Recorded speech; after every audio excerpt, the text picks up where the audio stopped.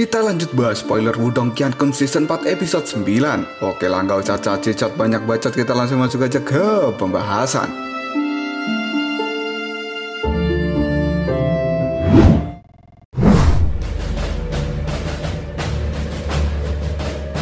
Lindong yang melihat banyak kultivator hebat dari klan boneka bayangan berkumpul di alun-alun kota pun menjadi bingung harus berbuat apa. Namun Xiaodio mengatakan bahwa Lindong harus mengamati terlebih dahulu sambil menunggu kesempatan yang bagus dan tidak perlu terburu-buru. Tidak lama kemudian, ketua klan boneka bayangan yang bernama Teng Xia pun hadir di tempat itu. Dia kemudian berkata pada semua anggota klan boneka bayangan bahwa klan ini sudah berdiri cukup lama. Namun mereka belum bisa mendapatkan reputasi yang bagus agar bisa disejajarkan dengan 4 klan besar di dinasti Yan ini. Karena sejujurnya, kekuatan klan boneka bayangan masih belum bisa menandingi kekuatan 4 klan besar. Namun semua itu akan segera bisa diatasi. Karena pada saat ini klan boneka bayangan mendapatkan sebuah pusaka terpendam dari klan besar terpencil. Namun pusaka itu berada di dalam kotak yang dilindungi oleh segel yang kuat. Maka dari itu, Teng Xia mengundang semua anggota klan boneka bayangan ke sini adalah untuk membantunya membuka segel pelindung pusaka itu. Jika klan boneka berhasil mendapatkan pusaka ini, maka kekuatan mereka akan melonjak dan bisa menguasai seluruh benua. Semua anggota klan boneka bayangan pun setuju dan mendukung penuh ketua mereka. Hal ini membuat Lindong merinding mendengar teriakan dari seluruh anggota klan boneka bayangan.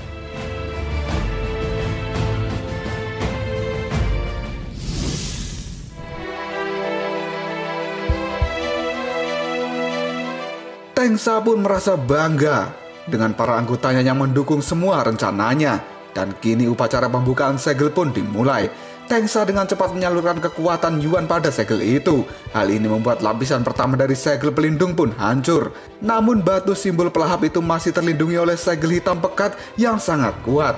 Teng Xia pun berteriak pada semua anggotanya bahwa mereka harus bergerak sesuai dengan aba-aba. Karena saat ini mereka akan mengaktifkan segel gugusan 9 bayangan mistik untuk menghancurkan segel pelindung hitam pekat. Tidak lama kemudian di langit pun muncul sebuah segel merah raksasa buatan dari seluruh anggota klan boneka bayangan. Mereka semua menyalurkan kekuatan Yuan pada segel itu dan membuat segel gugusan 9 bayangan mistik semakin kuat dan mengerikan.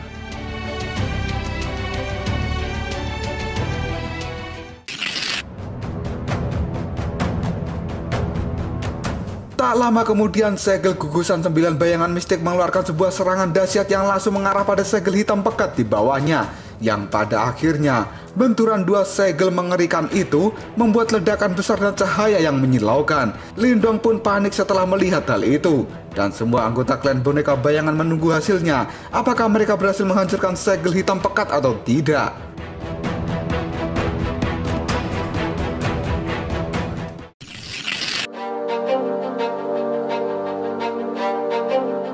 Tiba-tiba saja sebuah keributan terjadi karena tidak lama setelah itu ada 3 orang pemuda berlari menuju batu simbol pelahap.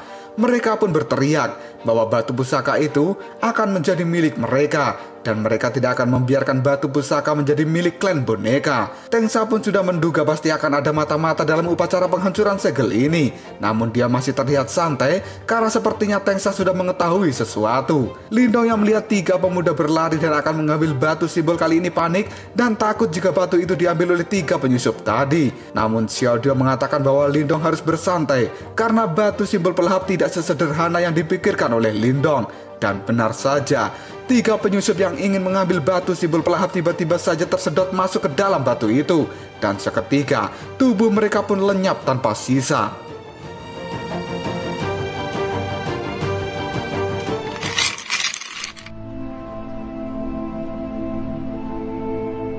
Semua orang yang melihat 3 penyusup tadi ditelan oleh batu simbol pelahap menjadi kaget dan ketakutan. Dan Teng Xia berkata bahwa penyusup itu sangat bodoh. Jika batu simbol pelahap mudah didapatkan, pasti Teng Xia tidak akan tinggal diam dan menunggu waktu mereka bergerak. Dan kini, upacara ini sudah memasuki tahap puncak. Teng Xia pun meminta 2 tetua klan boneka bayangan untuk membantunya. Tak lama kemudian Teng Xia mengeluarkan kekuatan yang mengerikan dan menciptakan sebuah jurus yang bernama bayangan malapetaka pembelah langit. yang pada akhirnya bayangan naga hitam raksasa pun muncul di atas Tengsa. Lindong pun kali ini merasakan bahwa bayangan naga yang diciptakan oleh Tengsa benar-benar memiliki aura yang sangat mencekam. Xiaodio pun menimpali bahwa aura itu adalah gabungan dari bayangan naga dan segel gugusan 9 bayangan mistik, di mana hal itu memiliki kekuatan penghancur yang dahsyat, sehingga auranya menjadi sangat mengerikan seperti itu.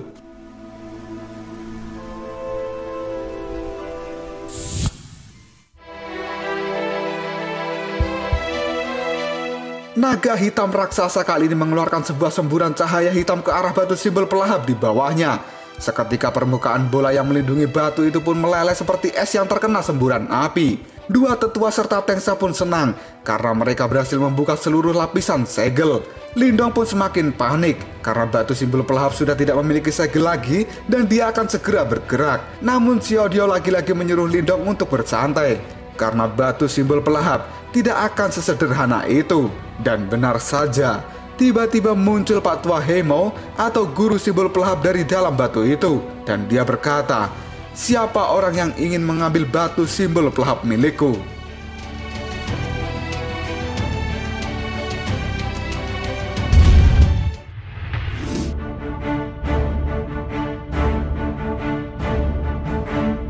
Pak Tua Heimo atau Heian itu kemudian memperkenalkan diri bahwa dia adalah pemimpin dari sekte besar terpencil.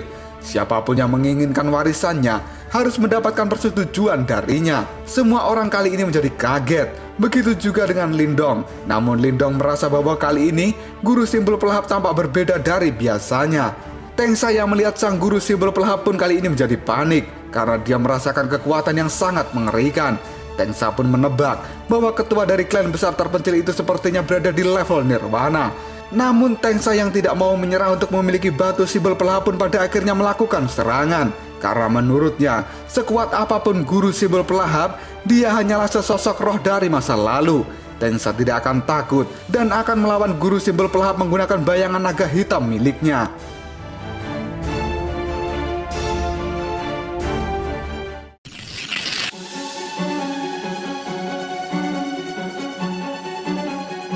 Dengan cepat naga hitam pun mengeluarkan semburan ke arah guru simbol pelahap. Namun tampaknya sang guru tidak berniat menghindari serangan dari Tengsa. Ketika serangan Tengsa itu hampir mengenai sang guru pelahap, dengan cepat sang guru pun mengangkat jarinya dan menahan serangan Tengsa hanya dengan satu jari saja. Hal ini membuat tetua klan boneka dan Tengsa merasa tidak percaya bahwa teknik terkuat dari klan boneka bayangan hanya dihadapi dengan satu jari saja. Lindong pun merasa takjub dan dia bertanya-tanya, sebenarnya level apa yang dimiliki oleh guru simbol pelahap itu? Xiaodio kemudian berkata bahwa roh dari guru simbol pelahap saat ini hanya memiliki sebagian dari kekuatan aslinya. Ketika dia masih hidup, kemungkinan levelnya berada di tahap kematian yang mendalam. Jika tidak, maka dia tidak akan bisa mengendalikan batu simbol pelahap. Lindong yang mendengar level tahap kematian mendalam seketika terpana karena dia merasa betapa kuatnya guru simbol pelahap itu. Bahkan selama ini, Lindong belum pernah mendengar ada orang yang mencapai tahap itu. Lindong pun bertanya-tanya, jika dirinya memiliki batu simbol pelahap, apakah dirinya akan memiliki kekuatan seperti guru pelahap?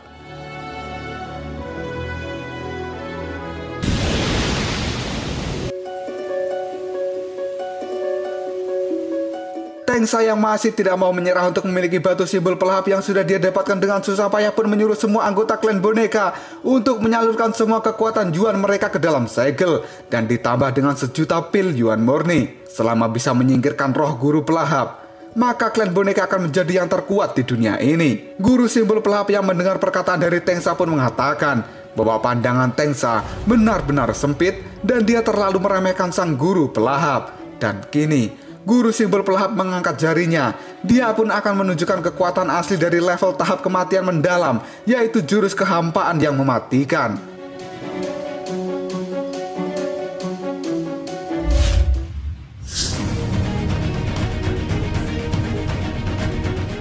Sebuah cahaya hitam pun muncul dari jari sang guru pelahap. Tiba-tiba aura di tempat itu menjadi sangat mengerikan. Semua orang merasakan bahwa kekuatan yang digunakan oleh guru pelahap adalah kekuatan untuk penarikan jiwa. Dan kini, jiwa mereka semua terasa seperti ditarik paksa dari dalam tubuh mereka. Bahkan naga hitam milik Tengsa pun juga tertarik. Semua orang merasakan kekuatan jiwa mereka benar-benar terserap. Hal itu membuat Tengsa panik dan seketika naga hitam miliknya pun lenyap. Guru pelahap lalu menegaskan bahwa siapapun yang tidak memiliki persetujuan darinya maka tidak diperkenankan untuk memiliki batu simbol pelahap.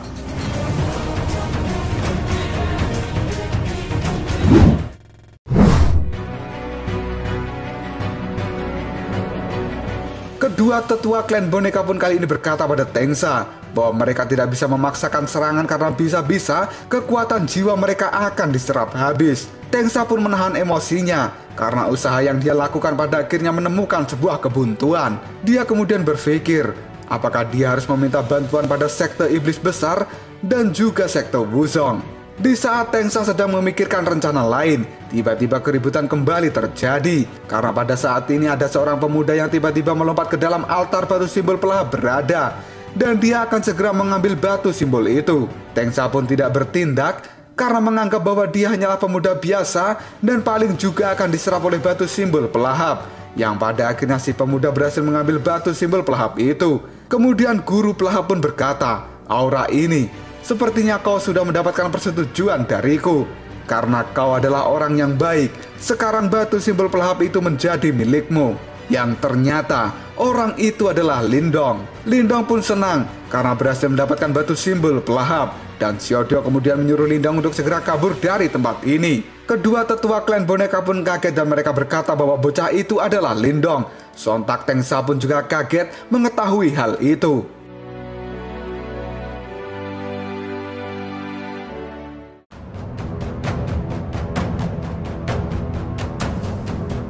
Lalu apakah yang akan terjadi selanjutnya? Apakah Lindong akan berhasil kabur dari orang-orang klan boneka setelah dirinya berhasil mengambil batu simbol pelahap? Jika kalian penasaran, tunggu aja jawabannya di next video. Kobrol Sob.